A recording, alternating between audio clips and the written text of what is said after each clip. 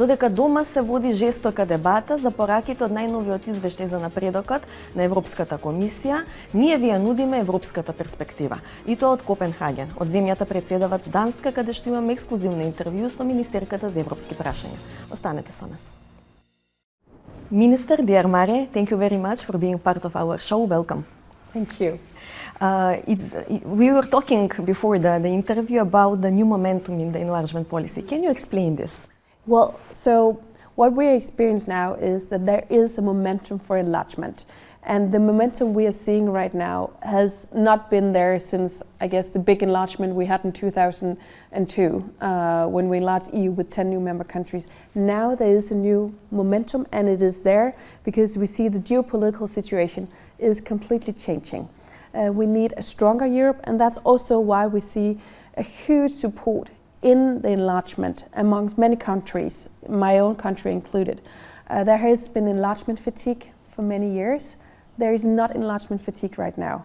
Right now, we are many member countries who want to move on with enlargement because it's strategically important for having a stronger Europe.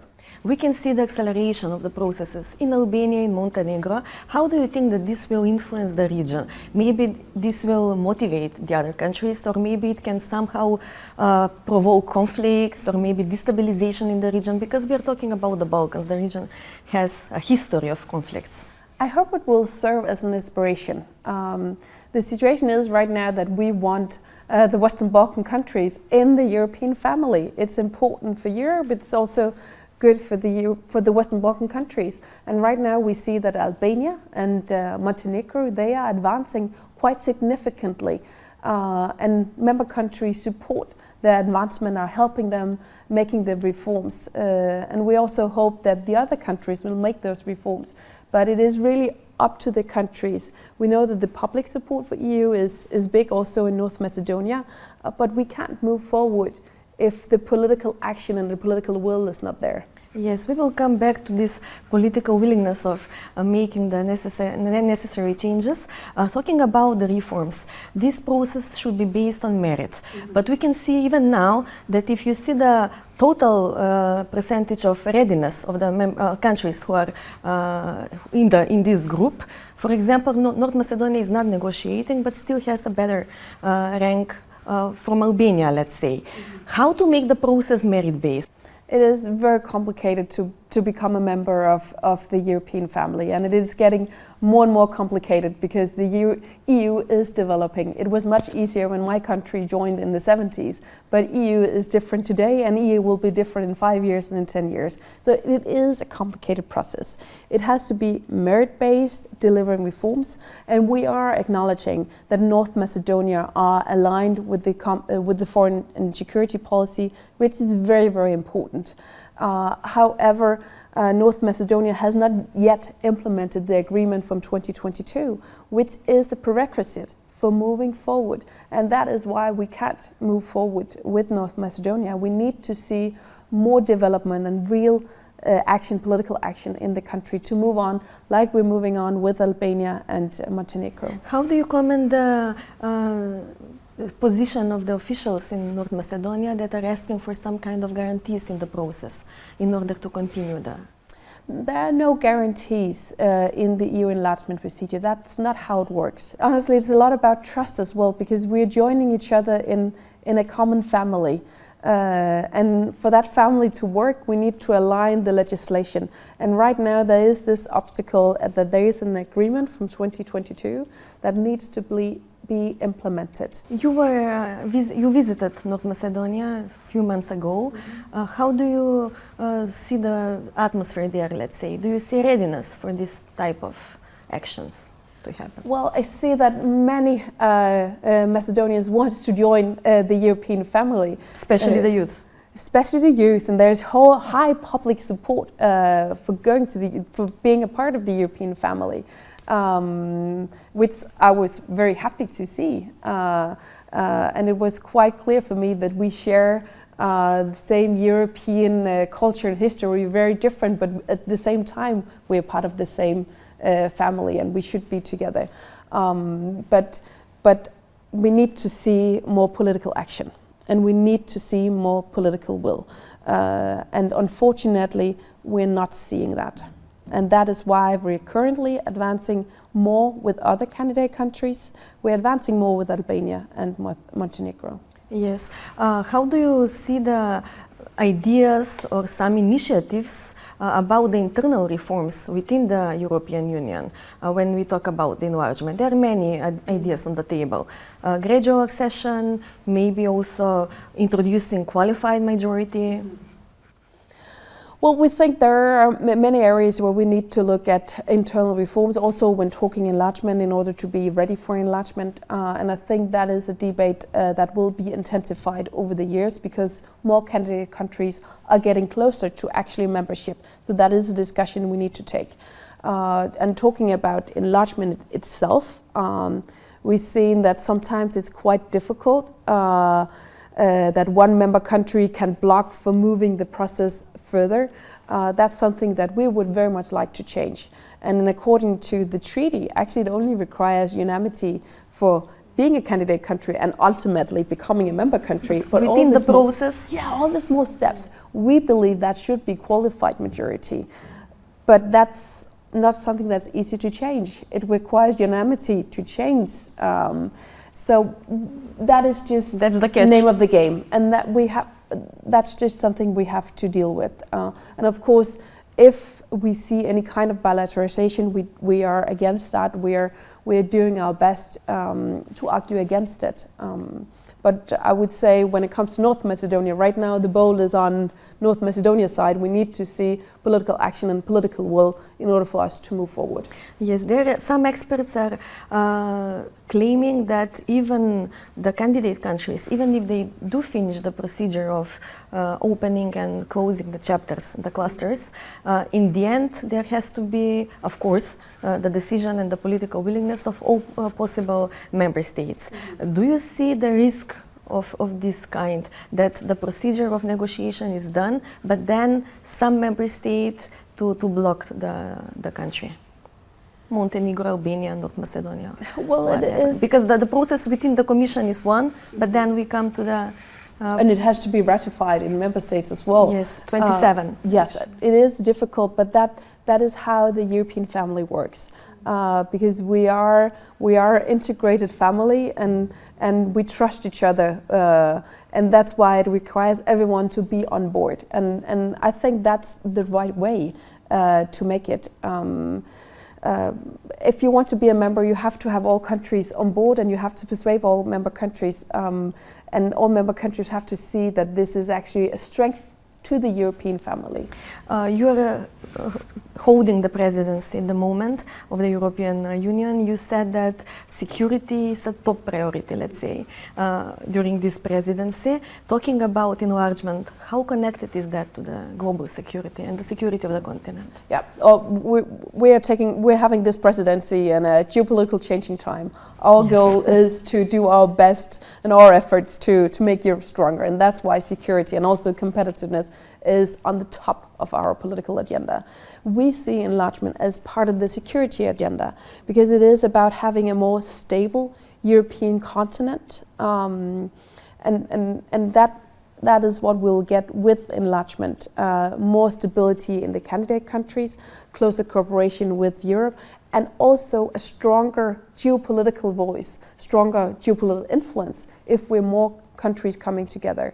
That is why enlargement has becoming a high political priority for my country after years where there has been enlargement fatigue. But now we see the minds are changing. Now more member countries are more pro-enlargement, and we also see it in the public polls. The Danish population as well are also supporting moving forward with enlargement, because enlargement is not just for the candidate countries, it is also to the benefit of the EU. We will be stronger together. This is interesting because, yes, the support from the citizens is also very important in this direction. My last question is, we cannot ignore, how to say, the elephant in the room. We have a new, not so new, administration in Washington. How important for European Union is to be again strong on the geopolitical scene in order to make these relations even more, let's say, fair? The new political administration in the US, the new political winds, are part of the reason why enlargement has become much more important today, but also the full-scale invasion in Ukraine and the continuous aggression from Russia. Those two things has totally changed the geopolitical world order as we have known it. And in such a situation, Europe has to be stronger, and a way to make Europe stronger is exactly enlargement. It is getting the European family bigger, more member countries, our internal market is getting bigger, and our political influence in the world is also getting bigger. We'll get more stability, more stable democracies and freedom with moving forward with enlargement. So that's absolutely has something to do with why it's on the agenda again. So we are coming back to the momentum and why it's real this time. Yeah, there is a momentum right now, and to be honest, I've never seen a momentum like the momentum we are seeing right now. It's there. Dear Mari, thank you very much for your clear messages and for the interview. Thank you very much. Господине Георгиев, добро вечер. Одамна не сме се виделе, барем не во Агенда 35, во ова својство. Драго ми е што сте вечерва со нас. Ги слушнавме пораките од Данска, од данската министерка, прилично јасни, до некаде и брутални. Нема тука многу простор за дискусија, се знае, пораката е таа, вие прифативте тоа што го прифативте и сега ваше е да исполните. Како ја толкувате ова јасност, да речам, во пораката? Па така како што кажуваат данците. Пораката е повеќе од јасна, таа укажува на една сурова реалност која што ние, не само ние, туку во пинг-понгот комуникацијски помеѓу Европската унија или Европската комисија и земјите од Западен Балкан или кандидатките за членство во Македонија конкретно. Пораката е сурова затоа што до пред некое време, до вчера, зборувавме за реформски процес, за постигнување на реформите. Денеска гледаме со големата вистина, таа е дека практично 90% од процесот или од напредокот се темели на некакви политички критериуми. Проблемот е нашата замка собствена, бидејќи ние си ги на некој начин го билатерализиравме процесот, си ги создадовме тие политички проблеми. Не дека сме ние виновни за тоа само, ние сме виновни за билатерализацијата на некој начин. Се разбира, ние знаеме кој ги прави тие пречки, тоа е Бугарија, и на кој ниво ги прави тие пречки, но денеска, 2025 година ноември, ние гледаме дека Европската Унија, Европската комисија практично ни порачува многу едноставна тема. Билатерален спорт, како сакате земете го во бланди, ставите му маштичка и така натаму, вие треба да го решите тоа за да одите напред. И ние треба се од оваа точка натаму да гледаме што ќе правиме. И вие бевте дел од групата кога се носеше тој фамозен француски предлог и се прифаќаше тој компромис, кој групата експерти би рекла, кои што предупредуваа дека токму ова може да се случи. Дека ќе дојдеме во ситуација кога едноставно ќе станеме дел од приказната што се става настрана и Европската унија ќе се фокусира само на тоа што е прифатено како форма, без да оди во понатамошни суштински дебати. Она што е тажно на некој начин е што се изгуби фокусот од самиот реформски процес. Многу ми експерти дури за Црна Гора и Албанија кои што да напред велат дека тоа што и вие го кажавте. Сега се пополнуваат некакви точки на одредени реформи, меѓутоа со едно толку мижејки. Зошто е ова проблематично од аспект на вредносниот систем на Унијата кон која се стремиме? Ако зборуваме за вредносниот систем, денеска, повторно во 2025 година, ќе имаме проблем. Ќе имаме проблем да видиме на која парадигма се темели Европската Унија денеска, на која вредносна парадигма. Подобро да не влегуваме во тоа, подобро да си огледаме нашиот двор и нашите интереси како држава. А нашите интереси, вие реколте дека сум го критикувал францускиот предлог, да, но тоа беше во еден контекст, условно кажемо, мирнодопски. Мирна вода, мирна река течеше, релативно мирна река, каде што имаше простор за критикување. Денеска имаме немирнодопски контекст. Што тоа значи? Вие доаѓате од Данска или знаете како е таму и на ниво на Европска унија, јас ги следам дебатите и во Европска унија и светските дебати, практично Европа е во некаква психологија или филозофија на предвоена состојба или предвоена хистерија. Искрено не ми е јасно кога зборувам со нашите пријатели европјани, против со кого кога ги се борат, против како ги се борат, против кого ги се борат, но факт е дека во моментот во Европа, во рамките на онаа Европа која што ние посакуваме и кон која што се стремиме, има една хистерија. Во таа хистерија, повторно, ние треба да гледаме тој контекст. Каде е тука Македонија, каде е Балканот. Јас би рекол дека Македонија во овој момент е па и Балканот е едно празно место, е испразнета од геополитичка содржина. Што тоа значи? Присуството на американците е видливо отсуството на американците и тоа ќе биде се повидливо, но Македонија е територија, Западен Балкан е територија која што е важна, ако сакате таа природен географски бафер за Европската унија, но е територија која што има геополитичка тежина. И сега ако гледаме тој контекст, тврдиот геополитички контекст, условно кажано војно-хушкачкиот контекст, ние имаме тука игра. Имаме игра во смисла дека повторно можеби на некој начин стануваме, грубо кажано, важни и за Европската унија. Колку и да се причините нереформски, невредностни, сурови. Но јас предпочитам така да разговараме, бидејќи ова со критериуми и како одеш и дека Македонија е лидер на Балканот и така натаму рамо до рамо со Хрватска. Заврши таа приказна. Очигледно заврши таа приказна. Сега ние сме во реал политика, секоја сме биле во реал политика, ама таа била со бланда и со машнички, сега сме во сурова реал политика. Сега треба да видиме што ние треба да направиме. Точно е дека францускиот предлог беше лош, точно е дека актуелната влада во голема мерка ги доби изборите на таа тема, критикувајќи го и држејќи тврда линија на таа тема, но точно дека оваа влада е веќе година и колку е веќе на власт и дека мудри раководители на државата, мудра политичка елита мора да ги гледа тие прашања, бидејќи на вистина светот е во една прилично голема турбуленција и Македонија, за жал и за среќа, е дел од тој свет. Тоа што не се виновни за францускиот предлог, не ги амнестира од одговорност да бараат пат напред сега. Тоа е практично. А видите, тие сега почнаа, зборувам за владачката партија ВМРО, тие почнаа на почетокот со флоскули, или она што сака да ослушне можеби народот или гласачот. Ќе смениме парадигмата, ќе смениме таа билатерализација и така натаму. Искрено ви кажам, тоа не е вистина. Тоа не може така да се случи на тој начин, особено во овој контекст каде што, да не забораваме, Македонија рековме дека е релативно важна геополитички, Бугарија е уште поважна геополитички. Во тој амбиент, улогата на сегашната влада е да го реши проблемот. Како ќе го реши, не сум сигурен. Јас сум давал јавни предлози, идеи како може да се реши, но тврдам дека со висок ваков легитимитет, со навистина слаба опозиција во моментов, која што патем речено е поддржувачка би била кон веројатно секој процес на откочување на европскиот пат, владата мора да се стегни да го направи тој чекор, бидејќи ќе останеме повторно на некаква ветрометина.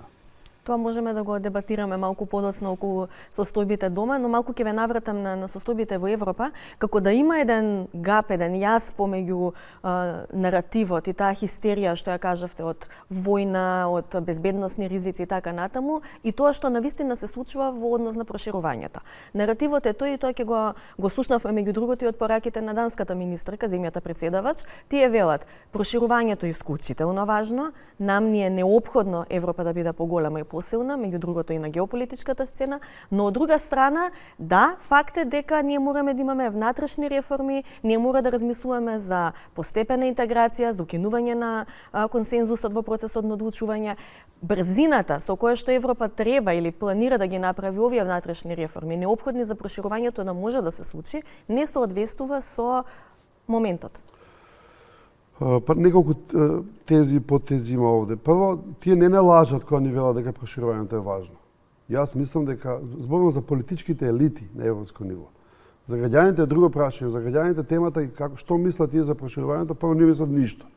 Видите ги било кој национални или европски анкети, ќе видите дека не мислат ништо, него едноставно не им паѓа на памет на големото мнозинство граѓани дека треба сега некаква Македонија, Албанија, Црна Гора или Украина, Грузија да бидат дел од Европска унија. Но да речеме дека да се согласиме дека политичките елити го диктираат темпото. Навистина ми е важно проширувањето, би рекол, можеби повеќе од вчера.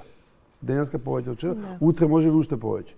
Тоа е контекстот на Украина, тоа е контекстот на истокот, кој што нас не става практично во исти геополитички, како да кажам, повторно геополитички контекст, како Македонија и како Западен Балкан. Дури тој и новата администрација во Вашингтон, тоа експлицитно министерката и го кажува, дека и Се разбира, постоењето на Трамп на некој начин со тоа што индуцира. мотивот е кај американците е малце различен, но во иста линија е тоа. Превземете го вие, европјаниве, делот од товарот, бидејќи ние нема да се бавиме со ова, се бавиме со друга работа. И тука сме чисти. И се Европа е во паника на таа тема и затоа мислам дека и треба проширувањето. И за тоа проширување се коси со вистинските реформи кои што би требало да се исполнуваат од страна на земјите членки. Како тоа како оваа апорија или оваа нелогичност помеѓу двата тега, да кажеме, на варата ќе се помират. Прво, дефинитивно, ова со Црна Гора и со Албанија, со Украина секако, покажува дека критериумите се спуштени. Ако има политичка волја, ќе испуштиме критериумите. Тоа значи ли дека тогаш премиерот е во право кога виле кога ги направиме уставните измени, ќе имаме и петка? Тоа се имплицира и од изјавата на министерка. Во суштина е во право за тоа, но тоа не му дава алиби да не ги прави реформите. Може би дополнително го обврзува. Може би дополнително го обврзува или би требало да го обврзи. И тука имаме раслојување, да кажеме, или два различни патишта. Сега премиерот, не знам, чека да ги направиме уставните реформи за да добиеме петка, а при тоа овде да имаме двојки на тема реформа на администрација, судство и така натаму. Мислам дека тоа не е добар пат. Сега внатрешната дебата во Европската унија околу како ќе ги примиме овие членки овие потенцијални членки кои што многу ни се важни заради геополитика и војниве што као се спремаат и така натаму, е друг тип на дебата. Јас мислам, например, темата квалификувано мнозинство дека е нереална. Треба консензус за да се укине консензус. Така е, и не само тоа. Ние дискутираме овде или овде се возбудуваме на темата. Многу малку се дискутира во Европа. Затоа не сте во права. Мали држави членки од типот на Данска, Германија, Словенија. Па да, во Германија нема се случи тоа, бидејќи има Франција која што не мисли така. Повеќе можеби не дека нема дебатата, колку што нема се случи. Нема да се случи. Да. Меѓутоа таа идеја за постепена интеграција таа оди на линија со идејата на Макрон од пред неколку години за кругови. Да, идејата за тој тип на интеграција или интеграција без право на вето или без право на глас мене ми е прифатлива како граѓани на оваа држава, бидејќи па кој е гласот на Македонија кој што ќе биде толку важен во Европската унија? Нас ни треба благосостојба, ни треба безбедност, ни треба стабилност, ни треба стабилен политички систем и добро судство. Значи мислите оваа верзија поверојатна да се. Но таа сега е во фаза на разговори, не знам како, но ми изгледа пореалистична отколку ова со квалификувано мнозинство. И би ја поддржал таа и мислам дека треба да ја поддржиме и како држава и како политичка елита. Да, дури имаше и од Германија такви некои пораки кои што одеа на линија дека ќе се формираат одреден тип на групи на држави. Например, и Велика Британија која што е надвор, но за некои прашања е прилично внатре, например безбедносната и надворешна политика. Така што може и Велика Британија тука да се врати во игра на некој начин. Во таква некоја реалност. Велика Британија е вратен, никогаш не е излезена од игра на Западниот Балкан. Безбедносно, сајбер безбедност. Го гледаме тој во нашиве релации што се така, затоплени. И софт, и хард, и тврди политички теми. Велика Британија е тука. Сега да кажем дека Западниот Балкан би морал да се гледа како едно купче. За тоа е многу тешко, бидејќи имаме Република Српска, Босна, имаме Србија, и така натаму, но мора да го гледаат како едно купче и го гледаат како едно купче. Тоа е за нас некаков потенцијал за да можеме да откочиме процесот. Апсолутно.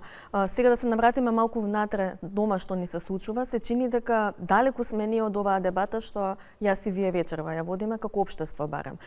Кога го подготвувавме интервјуто, зборувавме за тоа дека тешко е сега и кој да ја води како политички чинител таа дебата кога имаме опозиција што е вака разјадена, но сепак каде е обврската на тоа што е преостанато од тој опозицијски блок, тука да подаде рака и тоа да не биде од типот на предизборни декларации кои што нема никаква суштина.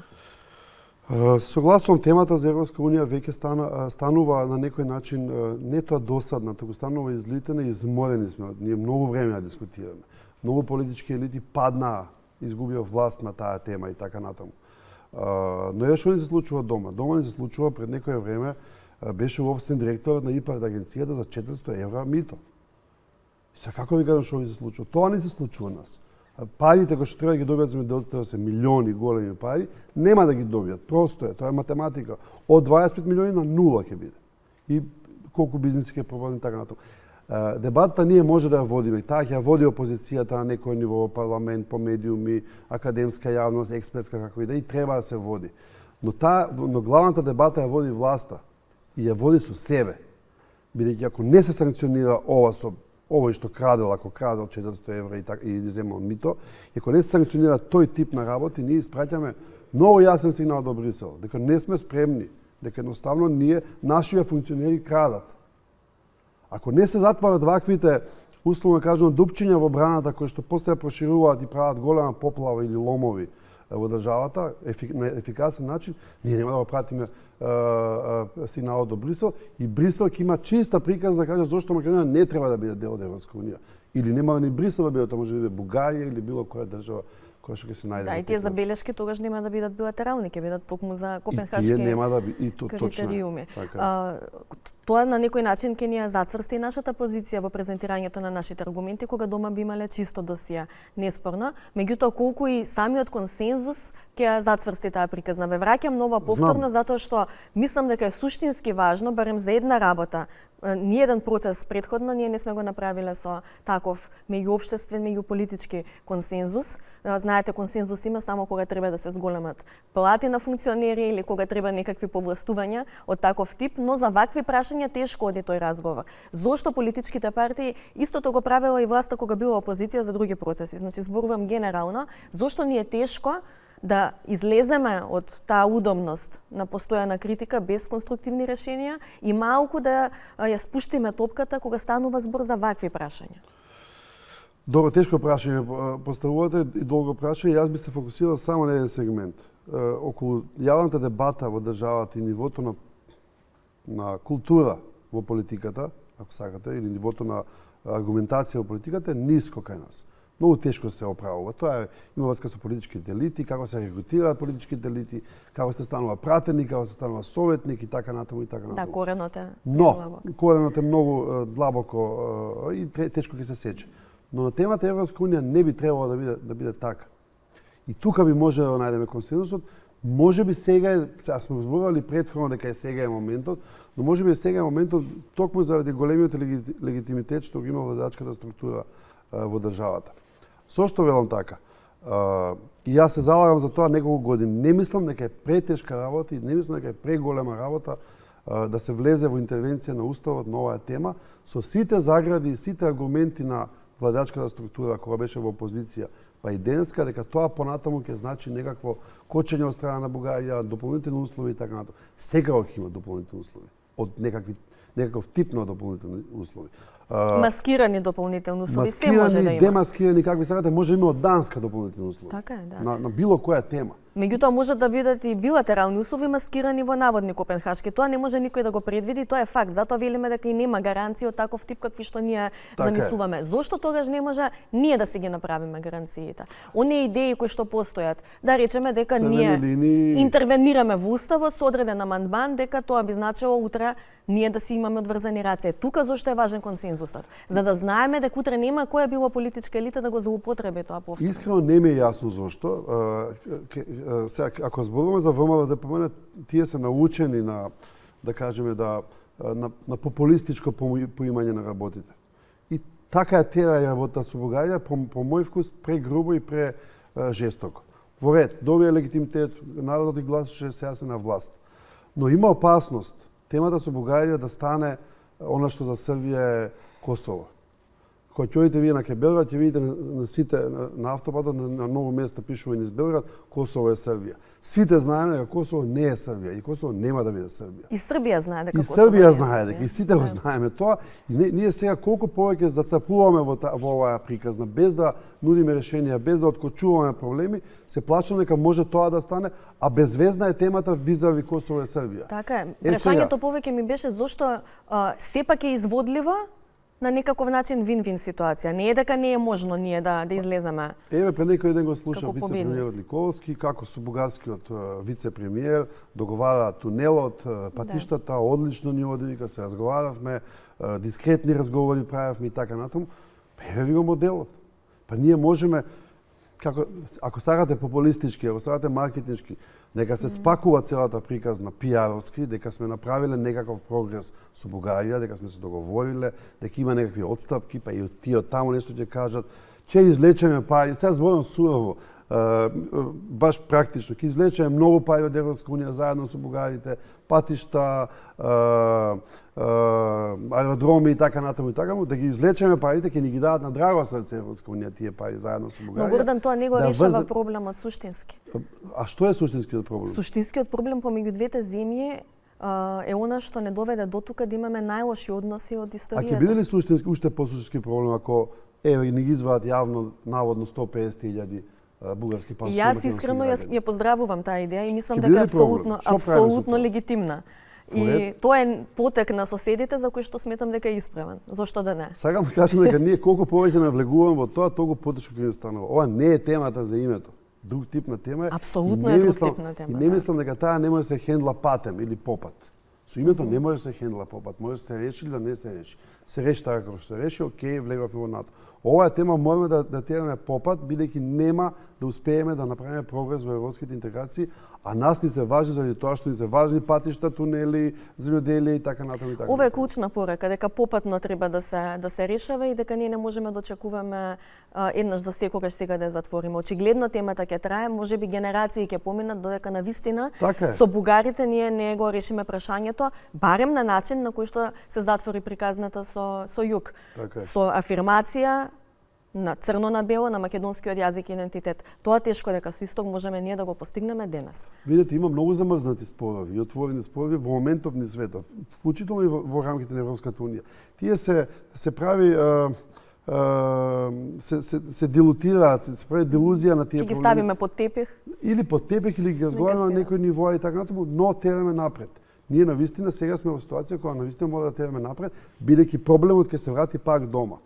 Ако нема реформска агенда, ако нема потреба за реформска агенда, пак дома ќе ни се отвараат другите прашања од секаков тип, вклучително и етничките прашања. Да, го начнавте прашањето што ми беше следно, колку е ова проблем од аспект на етничката хомогеност и целата атмосфера дома. Има разни, би рекла, индици, па понекогаш и јавни изјави од представници на политички представници на нашите сограѓани албанци, кои што, особено со овој забрзан прогрес на Албанија, сугерираат дека може да се случат такви тензии. Секогаш Македонија е фрагилна етнички и секогаш ќе биде. Нека е жива и здрава уште еден тепих, уште еден проблем под тепих. Не. Или замрзнат. Тие се работи кои што се повторно се хендлаат дневно, секојдневно. Попатно. И попатно и секојдневно, секое утро. Јас и тоа сум се расправал и со дел од политичките елити кои велат немаме веќе етнички проблеми. Не се работи за етнички проблеми, тоа се постојани етнички предизвици, бидејќи таква е структурата на македонското општество. Ова ВМРО-ДПМН мислам дека го разбира тоа повеќе од претходното ВМРО-ДПМН. И мислам дека по-добро е или поискрено, по-честно е хендла работата. Но и без разлика на тоа, дури најискрено да влезе во хендлање меѓу етничките односи, ќе ни се јават проблемите, бидејќи природно ќе ни се појават. Гледате го Еди Рама како во нашата перцепција, без разлика што Македонија е подобра во рангирањето како кандидат. Тоа зборува за скрешениот процес на ЕУ, што сме подобри. Да. Но гледате како Еди Рама каква звезда е, да речеме сега, и во Европа и на Балкан и така натаму, ние крадешком го гледаме што прават албанците и Албанија. Може да се појава таков тип на условно кажано природни процеси. Што правиме луѓе сега ние тука? Еве со Бугарија заглавивме. Не ги извадија па со уште ова ни прават, вака ни прават. Нема правда никаква, но што правиме ние со тој тип на кохезија во нашето општество која што е поврзана со географија, која што е поврзана со природната поставеност на државите и на народите, која што е поврзана со економија, која што е поврзана со култура, која што е поврзана со јазик. На крај ќе ве прашам, колку и да е повторно ќе речете комплицирано и тешко, зашто малку го начнавме, во однос на регрутацијата на политичките личности, луѓе, кај нас на сцената, зошто е тоа суштински проблем кој што исто треба попатно или перспективно да се решава? Квалитетот на политичката сцена. Ви кажам многу отворено, зашто има премногу корупција во партиите. Премногу корупција која што генерира од најдолно ниво, од местните организации, општинските организации и така натаму. и дека многу луѓе кои се сега влезени во политика, единствената амбиција не им е да го променат светот, да променат државата, да променат партијата, да променат општеството, туку им да крадат. Да, ова е Просто е. брутално. Брутално и просто е. И тоа е во кога сите ќе видат партии. тоа луѓето кои што влеге со честни, а ги има такви, ги познавам, прекрасни си, имаат честни идеи, кои ќе видат тоа во рамките на партија во еден контекст коалиција, или си одат или си ја заминуваат и рекат па ја ќе крадам. Јас имав една теза неодамна дека немаме веќе луксус на поделба дури ни по партиски линии, токму на ова. Поделба Така е. на честни луѓе со честни намери во политиката, колку и да не се согласуваме едни со други, и луѓе кои што имаат вакви некои скриени амбиции. Така е. Како овие честниве да си го отворат патот за диалог, како ништо друго? Па тие имаат диалог, честните, само се пикаат по... Ма не е. Така јавен. е, така е, се согласувам, не знам како. Навистина тоа е најголемата тема и најголемиот проблем на кој што јас навистина еве као политиколог немам решение. Јас секој сум залагал за подобри, почесни, поквалитетни луѓе во политиката кои што би можеле да направат промената или разликата да направат. Пошто разлика се прави со 10 до 15 луѓе во одредена партија. Не Да. повеќе, кои што подоцна ја менуваат парадигмата.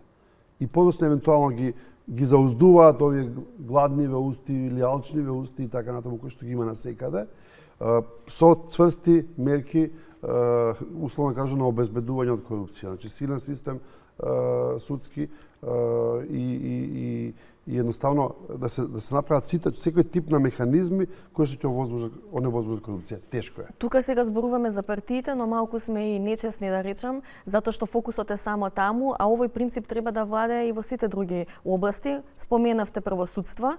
Кога зборуваме за интегритет, зошто па еден политичар би имал интегритет ако еден студија или обвинител? Зашто инцест е тоа. Ние зборуваме за инцест. Судството и политиката во Македонија се во инцестуирана состојба, релација. И тоа е многу тешко да се смени како такво. Бидејќи тоа се двата големи пола на моќ покрај другиве, трет, четврти и така натаму, на моќ во државата. Кога тие се во инцестуирана врска, како ќе го промените вие тоа? Значи морате со многу коренити и одгоре, на највисоко ниво, на највисоки политички елити консензус дека вака нема Инаку понатаму. резултатот ќе биде 60, 70, 80% на граѓани кои нема да гласат. Така е.